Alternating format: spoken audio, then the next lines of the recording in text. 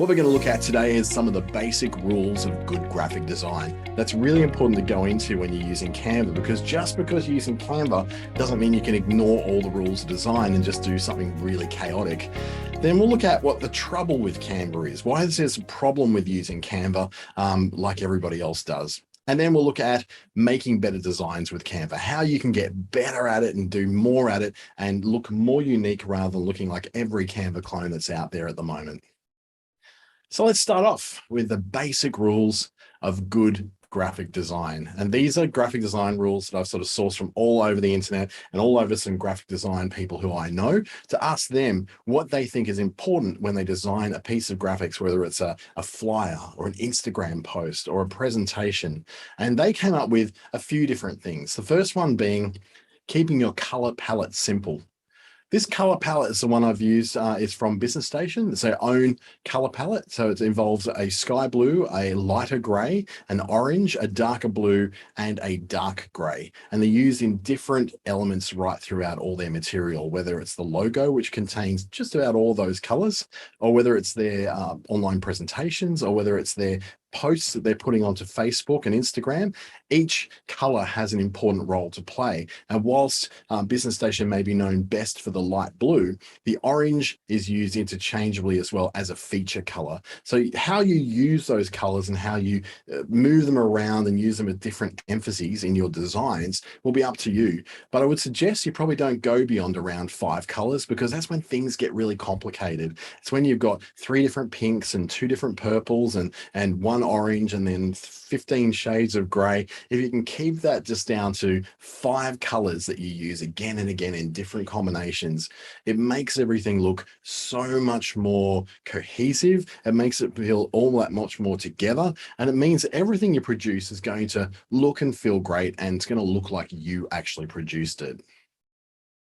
Secondly, try to avoid colors that clash. If your color palettes look a little bit like this, then you may have a problem. Even on screen, these are a little bit jarring, especially the red and the green. They're just colors that don't go together very well, despite the South Sydney Rabbitohs being a team in the NRL who use red and green as their colors.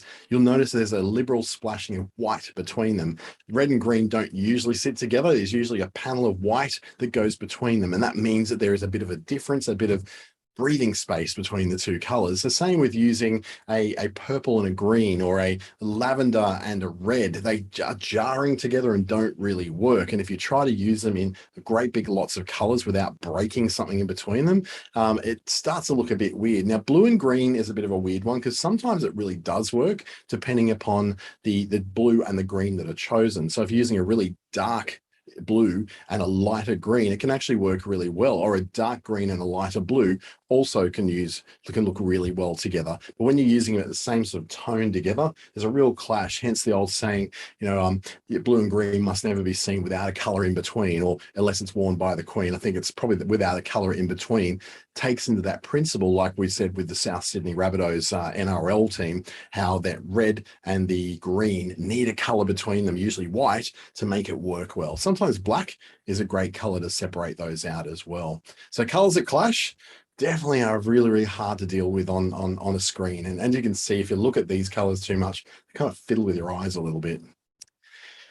Then I would say the next one is all about embracing the magic of white space. What is white space? In a lot of areas, such as I'd say about writing, copywriting, white space is what is referred to as thinking space. So as you're reading along this great big clump of text, and you get to the end of that clump of text, and you take a moment to breathe, and then think about what you've just read, and then you continue on. So even books don't have long paragraphs that go on forever. They try to break things up into bite-sized pieces so you can take in each section as you can. And usually each paragraph has one idea that's put in there, not 4 ideas, and not 72 words in one sentence. We try to break those things up in copywriting. So just like in design, we try to break up our stuff a little bit, not try to cram so much in there. Otherwise, everything starts to look like a Harvey Norman ad, which if you've seen TV and you notice what those ads are like, they're very crammed.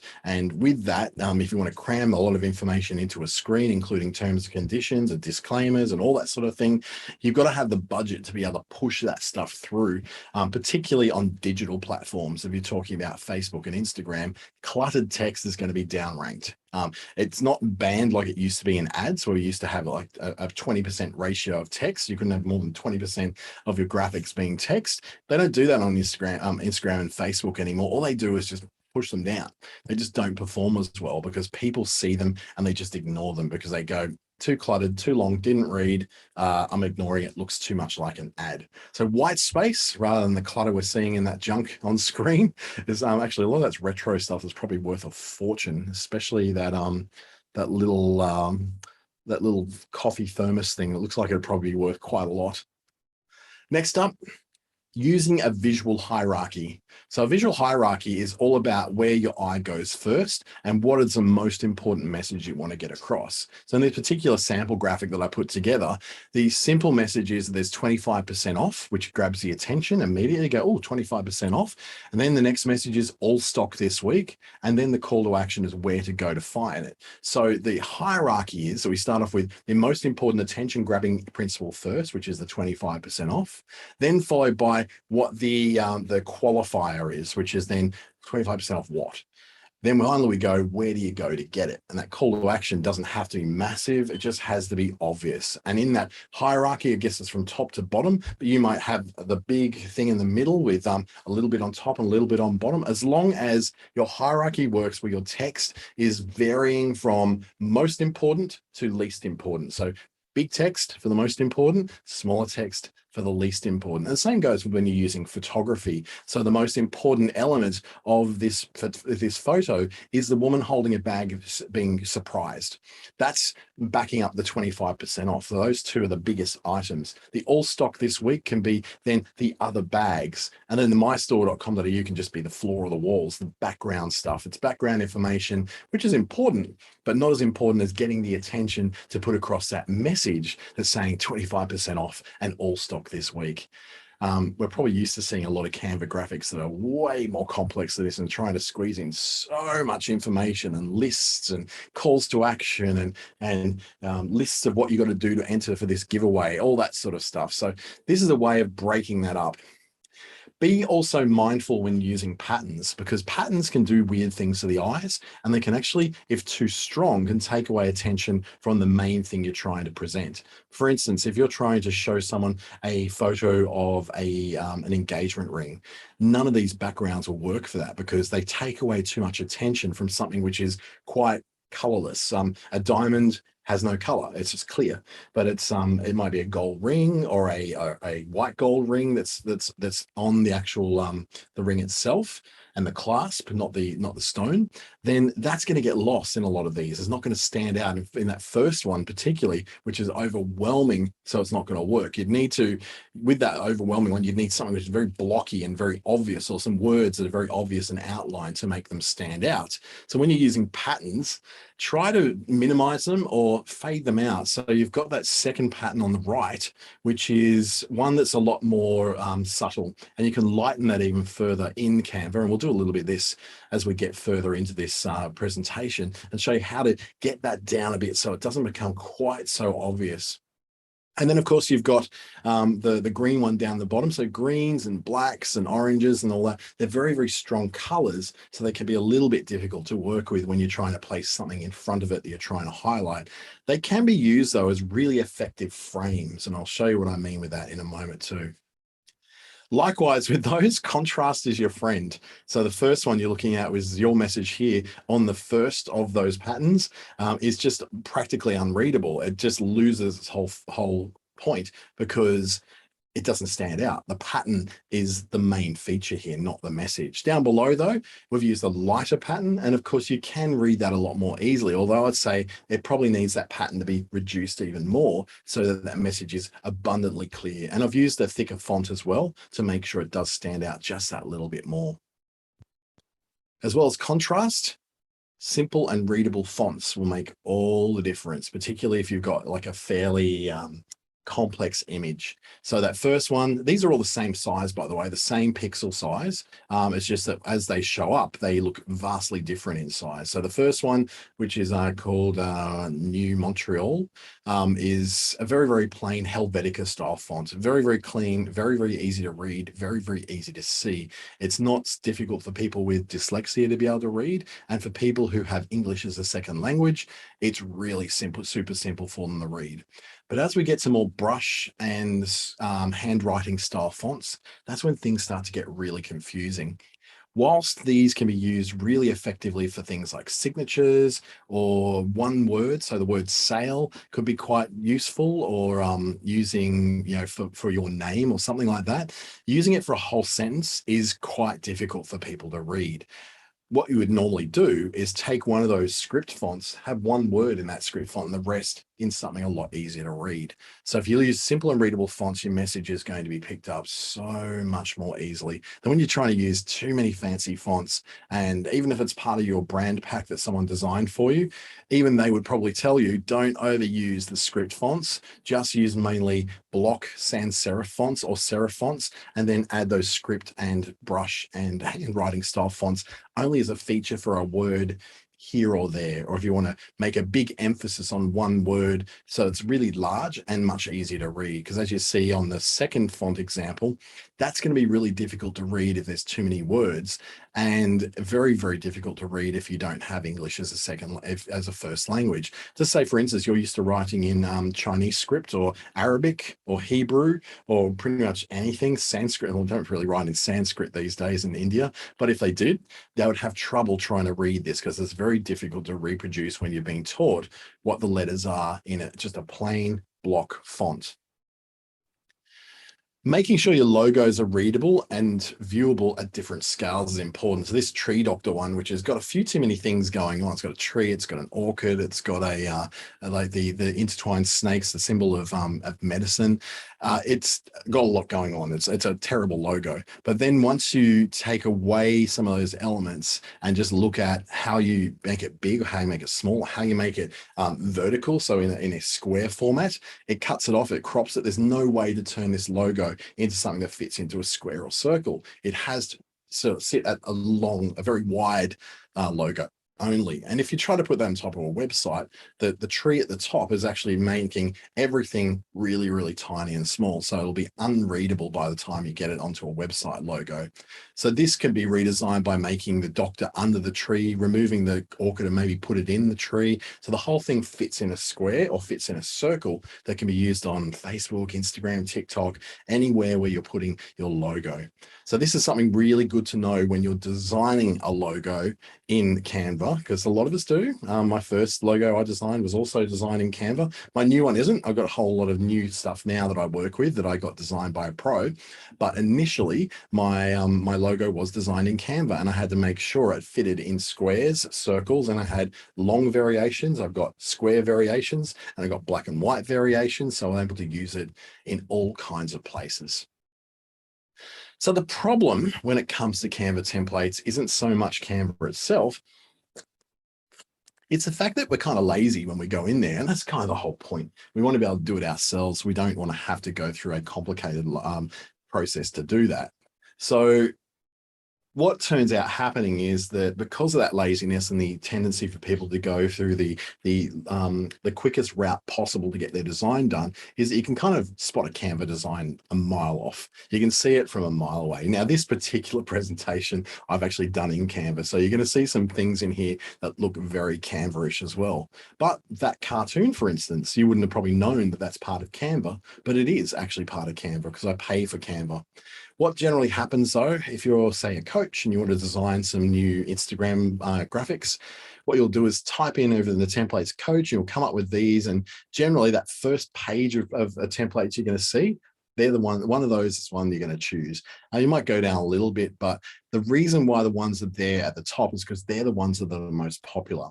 And of course they are, because they're very simple. They've got lots of white space. They've got good use of patterns. They've got really good use of block colors, great contrast in there. So everything is readable. And notice how they follow the principle of simple fonts, and then scripts are just used for signatures or for emphasis words.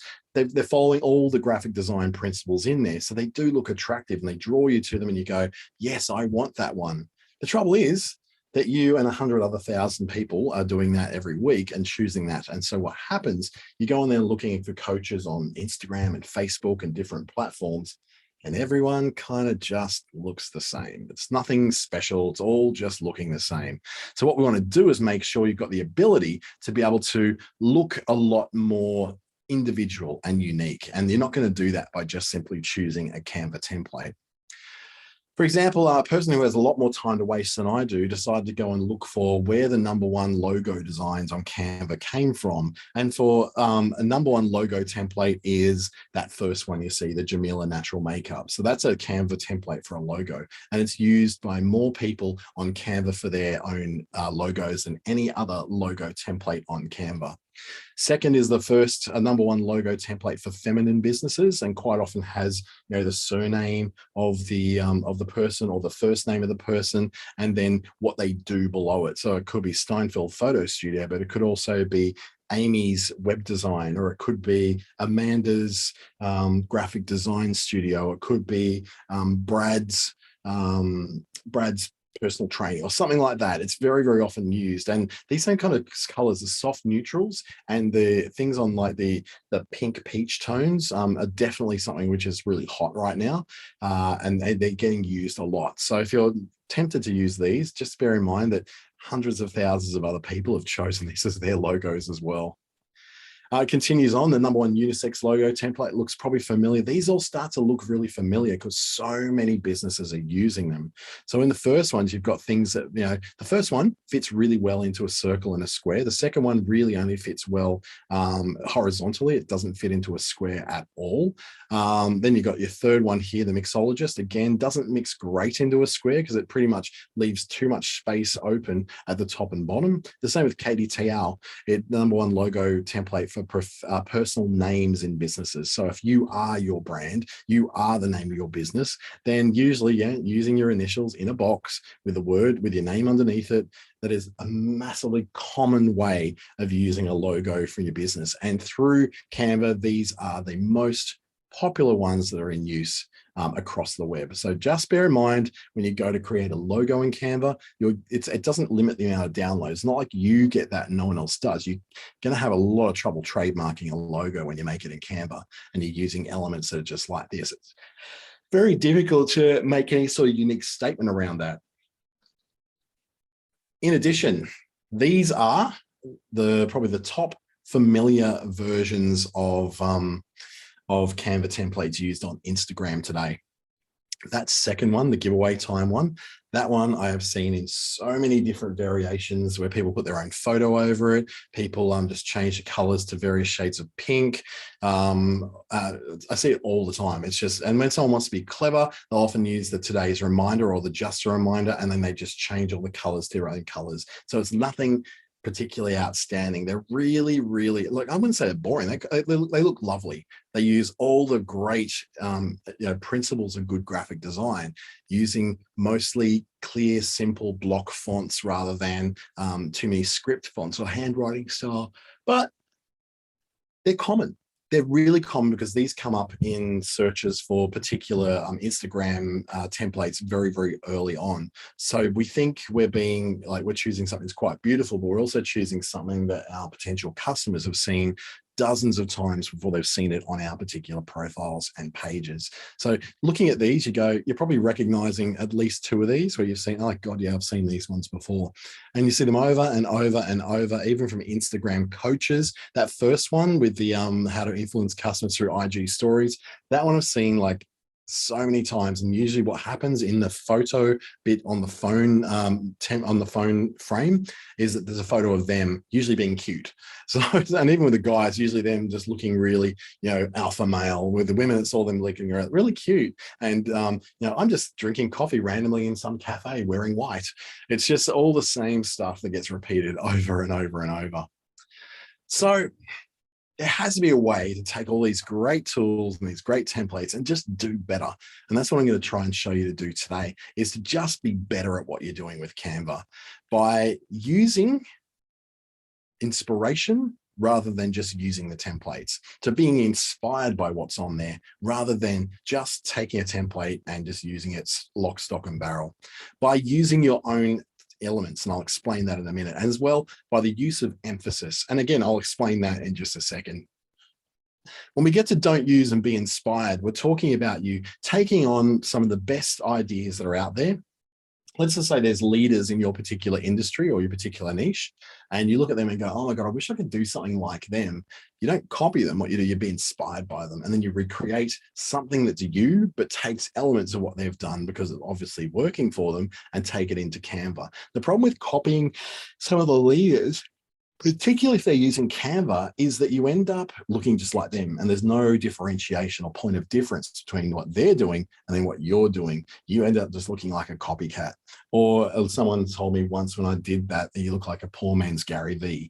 Thanks. That really, really just hurt me. It shouldn't hurt though, because it's actually true. So by not using and being inspired, take a Canva template, and we're going to do this shortly, adjust it to make it your own, and do things like, changing around the colors a little bit. So I'm going to take this out of full screen on there and go into another screen on Canva that you can see right here. As you can see, my presentation is on Canva. I wasn't lying about that. And what we're going to design here is just something like some kind of, let's make it an Instagram image. So I'm just looking over here on my screen. So don't be, if you're looking at my my video of myself and I'm looking up there, because I've got multiple screens going on. So the first thing I'm going to do is create an Instagram post. What's going to happen immediately is that Instagram is going to throw me ideas in templates. So over on the left, we're going to see that there's going to be a bunch of things that they say I've recently used, but it's also based on that. Here's a bunch of things you could use. Now, yours will look probably fairly different to mine. They instantly know that I'm a guy. So the colors are going to be a lot more geared towards what I would normally look at. But if I want to say, let's just say I'm going to pretend I'm a life coach. So I'm a life coach, and it's going to throw me these. Now, are we starting to look familiar? Those neutrals, peaches, light apricot tones, a lot of that stuff's starting to come through. So let's just say I want to take one of these and turn it into like a testimonial post or a quote. So we can take this quote, and it's very commonly used and very commonly, really, really well put together. I really like it. The use of the block font and then the use of the script font really in a clever way. So what I might do is, first of all, I'm going to change up the colors to be more me. So my colors are more like a gradient in the background. So let's see what gradients there are. I typed that completely wrong, but still write the right thing. So the gradient that I mostly use for my own business is this one here. No, it's not that one. It's darker than that. It takes a while to find them sometimes. This one, this is definitely one right here. That's the gradient I use. So now that's going to clash with the stuff that's on screen. So I then want to take maybe that background words and change them to white so they stand out just a little more. And this one here is like a very strong white. So it's over the top. Now, because I've got a busy gradient in the background, it doesn't look so great. So what I want to do is try and change that about a bit. So I want to put my name in there, and that will become the emphasis that's in there that I want to push forward my brand. And then I want to take, for instance, that background text. Problem is, though, that text to me is just a little too thin and weak. So I'm going to turn into New Montreal, which is my favorite one at the moment, make it like that. So it really much more stands out, and then put in a quote of my own.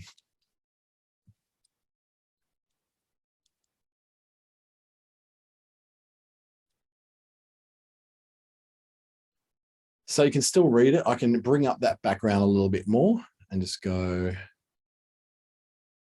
And then I can even, if I think that those two areas of text don't look readable enough, I can then go, okay, well, that can bring forward in maybe something like a yellow, so it really stands out, or one of the colors that sits within my particular, I think this the white looks fine, to be honest. But when I look at that, I go, yeah, that's not really what I want to do, that whole over the top. So if I just take that down here and then just make my signature a little bit smaller. And then I can then make that completely, that text there, non-transparent. And I've got something which is more me. It's got my colors, it's got my logo, it hasn't got my logo, it's got my font. So what I've been able to do is then take something being inspired by, but make it my own, rather than having to do the same thing. Now, if I look at that and go, that actually looks way too aggressive, I want to bring that down to something that isn't all capital letters. So I'll go, why look the same and different isn't hard. And then maybe left align it so it looks a bit more like, I like to left align everything. I also like to use the guidelines in Canva because I think they just give really good principles of how things should look neat and tidy. And then my difference between my lines 1.07, I want to make that just one gap between there. So the whole thing then becomes a little less horrid for me. For me, it makes sense. Now I can go even further and go, why is that on an angle? That one can just sit down here and go even smaller, put it down within the guidelines. And I go, okay, there's one thing missing. What's missing? It's me. I'm missing. So I'll look for photos of myself. I've got some photos here. Some of them showing my massive belly. I won't be putting that one in place. But let's say, for instance, the one I use the most is probably this one. So if I want to put that in there and somehow have that as part of it, I don't really want the background. So I'm just going to edit the image and remove the background, just so I can then sit there and we can have something which is a lot more me. Any second now.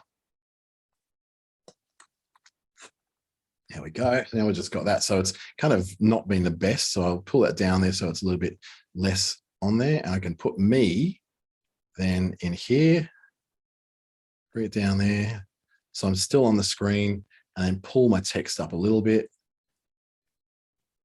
And so now it looks like something that's very personalized to me. Let's put this up a bit more, put him across a bit more, maybe make that text a little smaller. There we go. And we've got something which I can say is very me. So something that I feel comfortable with doing because I created it based upon an inspired design that I saw somewhere else.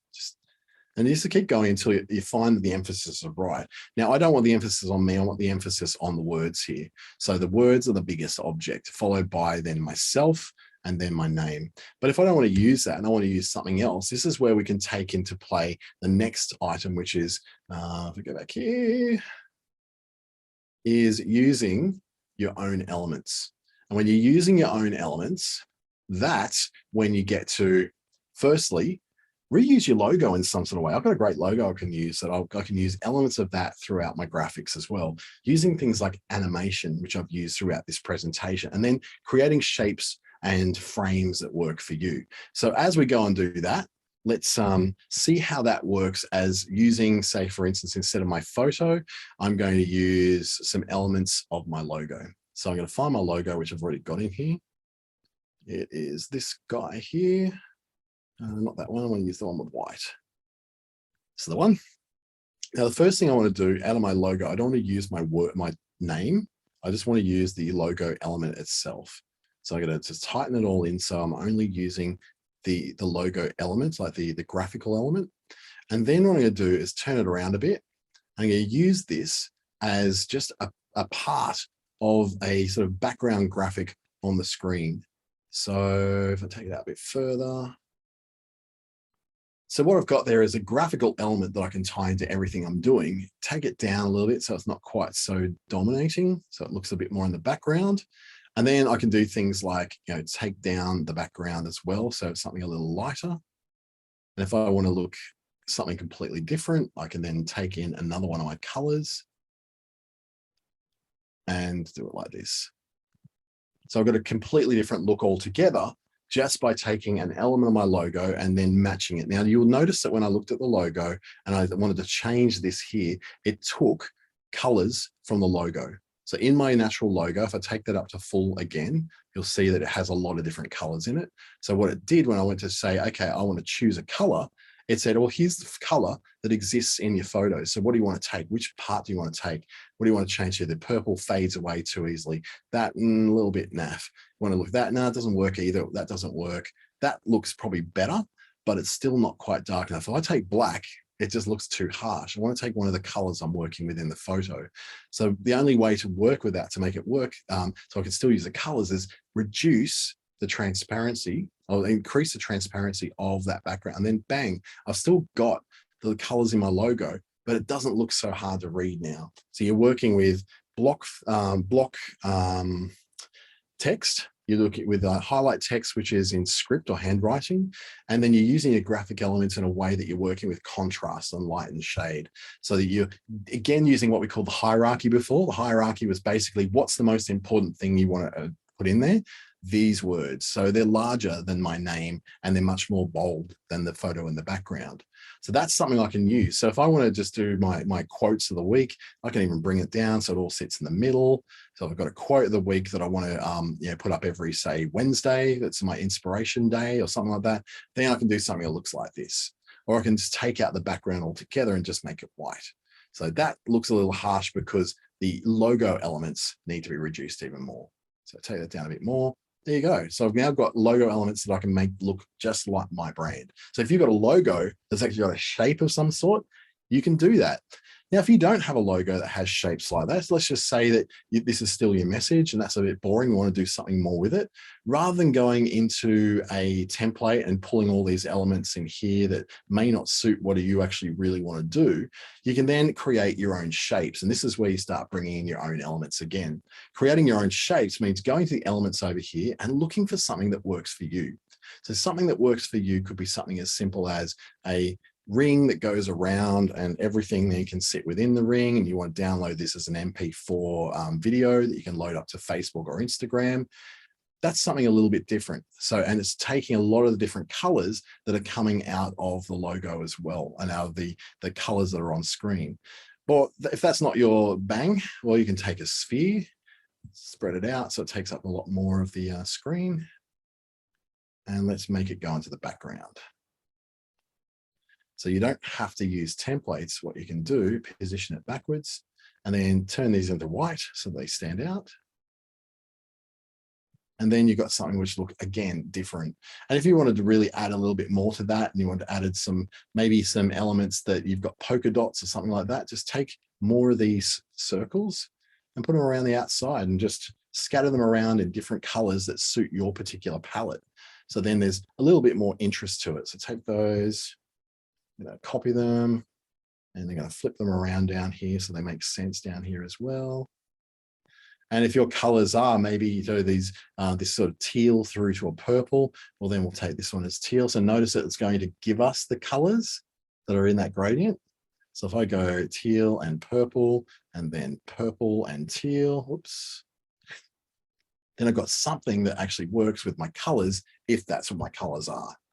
So you don't even have to really use a template where you can build your own. So you can build something that looks very, very you, and is not just going to look like just another Canva graphic. You can take lots of different elements. You don't have to take elements that are necessarily just shapes. Let's just say you wanted to put in like an easel. So there it is, an easel. That's how I spell it. Yep, it is. So we can take shapes or maybe a canvas.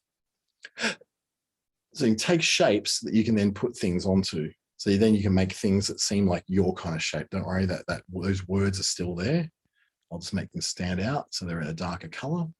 Go. So I'm going to pick up maybe this canvas here. No, this one here looks great. So now you've got a whole different approach to the way that you might want to do your quote of the week. So it all fits in there nicely and is neat and tidy and doesn't look like just another Canva graphic. It's not just another graphic you've taken. If you want something a bit more in the background, you can make the background a color if you like. Let's if pink is your color, you might want to take down that pink a little more because it's a little bit too strong. So you might want to go, okay, what else is in pinks? Go down the bottom here. I can take this and go much lighter pink. There you go. So you've still got your pink in there if you like to have pink as one of your colors. If you're working with different colors, like maybe the coffee colors that are actually in the easel itself, you can use these, or a dark one so it looks different again. And then what you've got is something, again, doesn't look like just another Canva template. You've created this yourself using creative elements that exist in here. Likewise, I can stick it as a brush here so we can get that brush which fits nicely with it. And it can spin around so it looks like it's being brushed onto there by you. So you look like you're the artist who's painting that quote. There you go.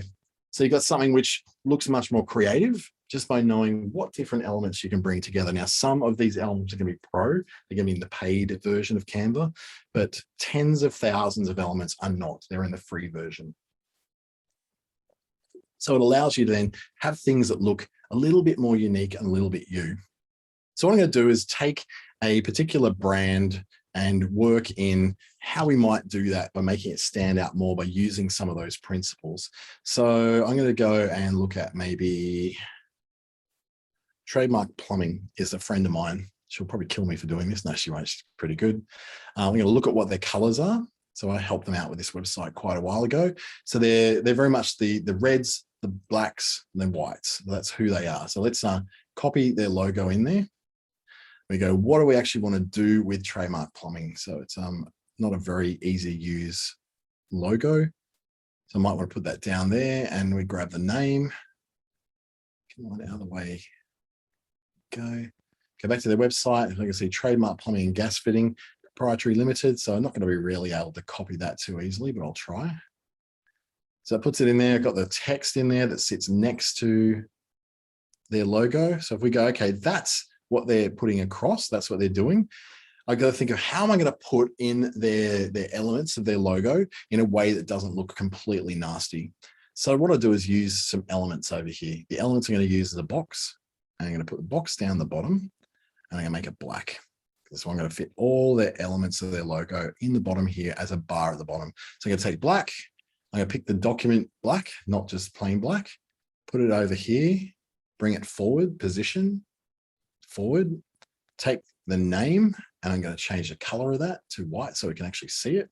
And now we've got their brand stuff all taken care of down the bottom. So now we can do up here whatever we choose to do. And some of that may be, this is what they might want to carry across all of their different materials on Instagram and Facebook. Whenever they do something, this is what they're going to do. If I pick up photos of plumbing, again, most of these photos are free, but sometimes you hover over and see a crown that says bold. That's because you have to have the paid version for it. So this is a free one. Let's take that. So we have this one, so it's a bit arty. So we go text. We'll take some text. Taps not quite right.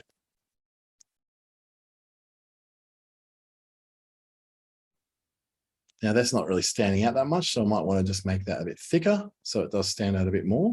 And there's things you can do when you go, oh, this doesn't read quite well. No matter where I put it in as white, it doesn't fit quite right. You can then add an effect, and that effect is a shadow. Now it shows out. There's different kinds of shadows you can have in the effects. You can do like a shadow that looks like that, which is not quite you. Make it hollow. You can make a splice, so it's like that, or an echo. I generally do, if you want to do glitch, like the TikTok glitch, you can do that too, but I usually just do the lift, and that's just enough. So it means I can put this just anywhere in that, and it still is readable. It's got enough contrast to make it readable because it's got that drop shadow in it. So this is when you don't have to do things that are necessarily, cute. You just want to do things which are effective, and you just look at that and go, everything just doesn't line up right. Just, maybe you want to put that in the center. You like things in centers like this. Just keep playing around till you get something that you think looks good to you. You might even just not want it that way. You might want it like this. And I might want to close down the line spacing. I usually close it down, so I like my words to be quite tight. And then do something like that where, okay, what's the emphasis? The emphasis to get the attention is the chromeware. So we look at that and we look, okay, that's the second point of emphasis. This is the third point of emphasis. So we've still got a hierarchy of what we want to view. You might go, really, I want the words to be the view. Well, then make them a little higher up and maybe even the middle or at the top. So then they stand out even more. And then the ultimate is just make it bigger. So that stands out even more. So then you've got a graphic that does work. It's not particularly balanced because you've got a lot going on down here and not as much going on up here. So you just move it around till you find the position that you think looks right for you. That looks pretty good for me. I'm seeing a lot of contrast. I might just want to fade that background a little more because it might be too strong. So I can make that lighter and then maybe swap this around to being dark instead of with no shadow. There you go. So I've got something altogether different. We go, Need some color in there, but I know the photo doesn't have a lot of color in it. If you go edit image, you've got a bunch of tools over here that you can use to change the feel. So you can go, okay, I want to have a feel of, a bit more color in it. So this duotone gives you a bunch of different options. If I want to match the feel they've got, which is red, then what I'll do is take that red and I go, yeah, okay, I don't mind that. That kind of works. And it's taking the whole thing over so I can then bring everything else forward to make it work properly. So maybe go, oops, there we go, it still was working. There you go. So now you've got that background. If it's a bit too light, I can bring that forward again. So if you've got a client who has a very strong sense of the colors they want to use, then you can basically take photos and make them look a bit more on brand. Even if those photos aren't particularly on brand, you can use shades to work with that to make it fit more with their red and their black and their white that they're using now. So that's one way you can take that all in. Another way you can take it in is another project I'm going to start here, which is all about creating, let's say, an Instagram story. And in this Instagram story, I'm going to show you how to give motion and animation to this. So something which is quite boring. So let's just say that you have, I don't really want to use the Black Friday ones, but I might. None of these really are what I'm looking for. So I get this problem all the time when I'm in these Instagram stories. Nothing just looks right to me. It all looks way too cluttered. So what I might do is just I'm just going to create something myself, and it's going to be for a giftware store. So what we're going to look is for a giftware store, a color palette. If you want an idea of a color palette, you can go down to an area called styles, which was on here before. I can look for more. I can go for, where's it gone? It's completely gone now. There's like a styles on the left here that I completely lost. There, styles, found it. And if you want to go, okay, the kind of look I want to get is going to be in a certain color palette. You can have your own color palette. So I've got a Clickstarter one and a Business Station one and a Treaty one for different places I've worked. But you might say, okay, my color palette is going to be a lot more in terms of maybe this Shrikand is the one I want to have. So what it's going to do is give you some ideas to start off with a color palette. So you go, okay, that looks good. I want to create something like that. I can work with that. So I can say Friday drinks. Friday, we're looking at gifts, aren't we? So we go birthday, gifts,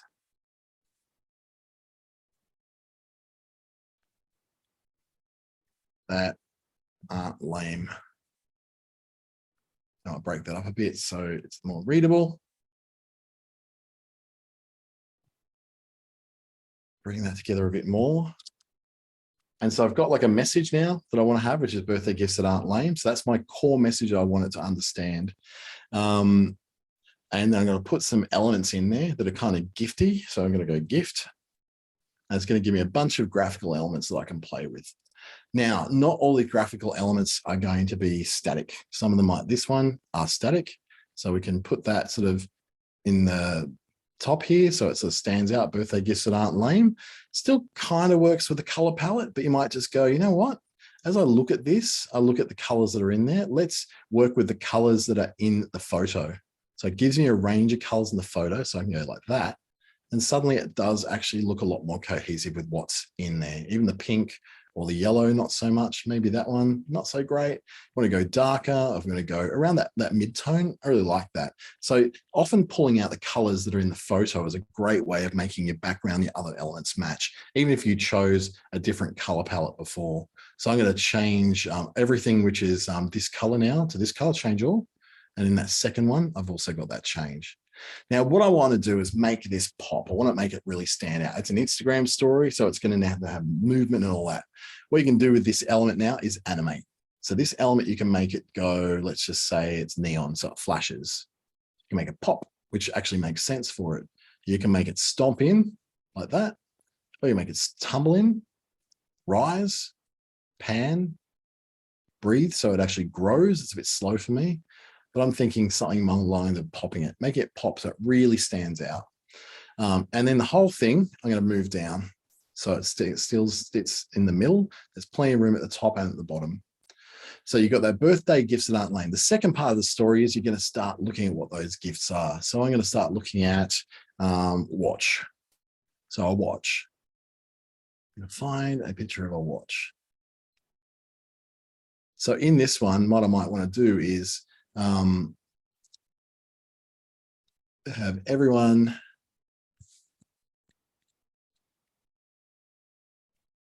number one, watch. So make that a little bit bigger, and I want to make it in that same font, that Strikhand font. I want to make it a lot bigger so you can actually read it. And the way you would tie this in if you were a retailer is, you know, you put on the different kind of gifts that you sell that aren't lame, that you actually have in stock in your store, that you're selling around birthdays. Now, bear in mind too, this particular element, this watch, is adjustable. So look, you've got all these colors up here. You can actually change those.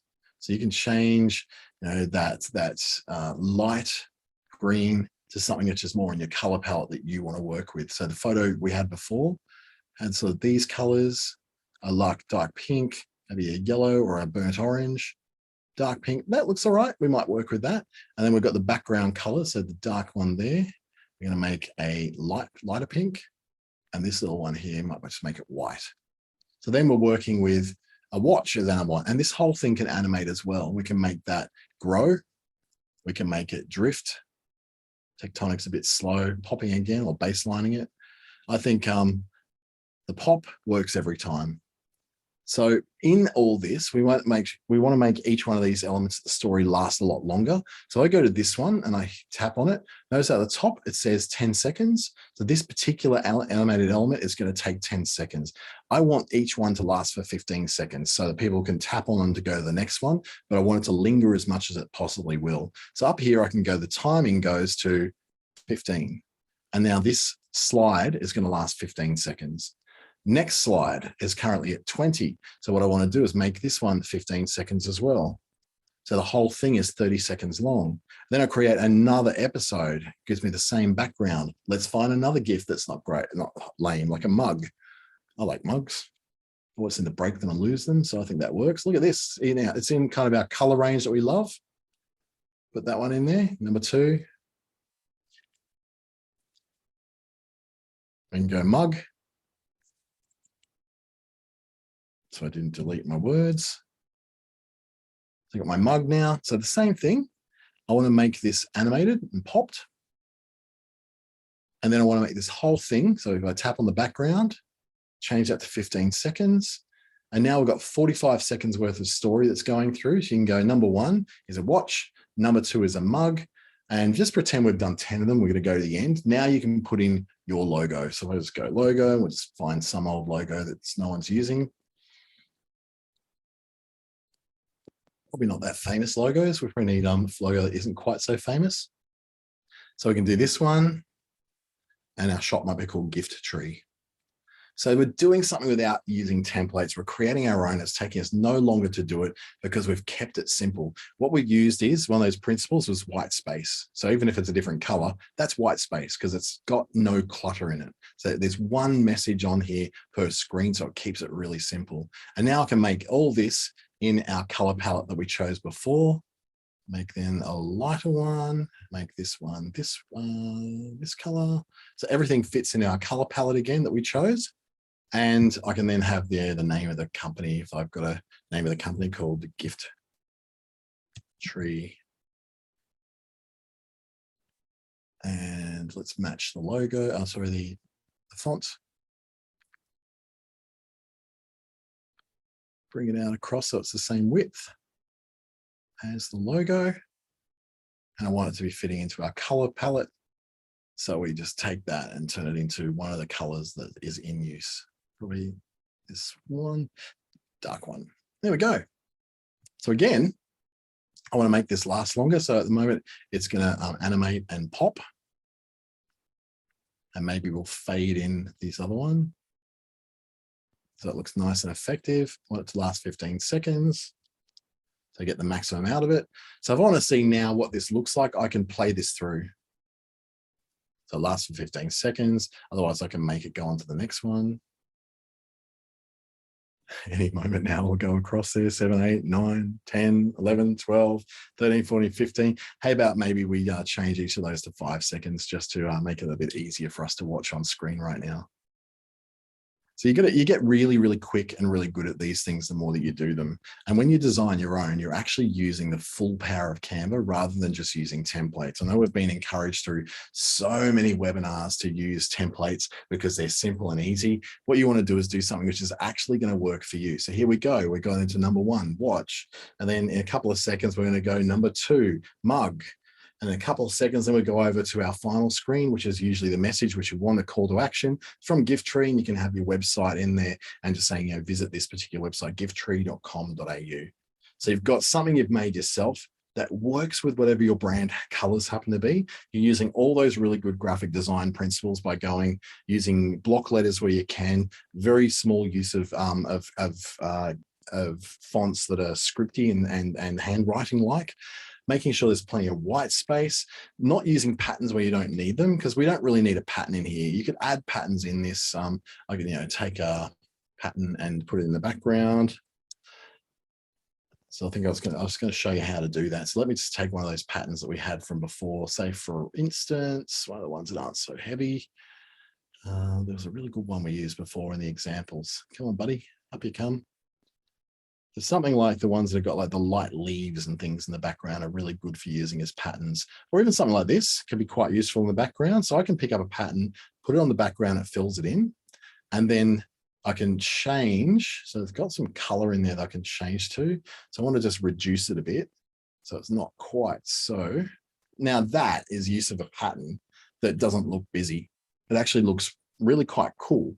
You could work with that and make that look really good. And it still subscribes to having enough contrast. There's enough white space going on because you've got no clutter in there or in there. But you've got something which just looks a little bit more design worthy because you've reduced just the opacity of it. So it's not quite so massively dominant in there. And again, you're following your hierarchy. You want people to say birthday, gifts that aren't lame. And so everything is in a size which says birthday. Oh yes, I've got a birthday coming up. Gifts that aren't lame. Oh, I can tell people what that is.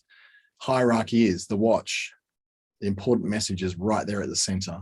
You're not cluttering up with lots of different messages. And in here, the only thing that's really missing is perhaps putting in the website address. So maybe it's going gifttree.com.au. And so we put that down. So it's like, that's an important thing for them to see. Probably make it white so it looks a bit nicer, but it doesn't have to be quite so dominant in there. So what I might want to do is just make it a little bit bigger. So let's take you and spread you out to here.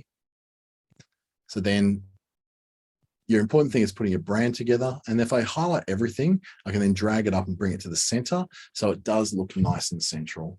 So when I go to play this again, so I can actually just play this particular part. There you go, birthday gifts that aren't lame. So I've used the patterns in the background, so it looks really nice. I can use number 1 watch. So when I download these, it'll download these as 4 different slides that are MP4 videos that you can then upload into Instagram stories or Facebook stories or whatever you really need to do. So you got this amazing way of using it. So it doesn't have to look like a Canva graphic every time. It can look like something you've created that's very you, very personal, and very much about what you want to be able to put across, so you don't have to worry about not standing out in a world of Canva clones. So if you'd like some more help with this sort of thing, learning how to do better graphic design using tools like Canva, you can do so through the Digital Solutions program. You can find out more about that at businessstation.com.au, but what it's all about is getting 3 one-hour sessions with people like myself and the dozens of other amazing, talented advisors that are out there who are presenting great webinars and doing some incredible one-to-one work with clients and businesses across Australia. And the whole thing only costs $44. Not $44 per session, $44 for all of the sessions, and then access to as many workshops and webinars that you want to do through the program as well. So again, access that through businessstation.com.au. And if you'd like to talk to me about these things more, or if you'd like to clarify any of the things that came up in this, that's my email address. That's my LinkedIn. That's my Facebook and Instagram. I've got a pretty unique name, so I'm not hard to find. So please reach out and have a chat, and I'll be glad to sort of point you in the right directions with a few things and give you a few tips here and there as well, because it's much easier when we're using these tools to their best effect. So thank you so much for joining me this morning and this afternoon, wherever you are in Australia. I hope you got something really good out of that, and I hope to see you in the next one of these free webinars, thanks to Business Station and the Digital Solutions Program from the Australian Government.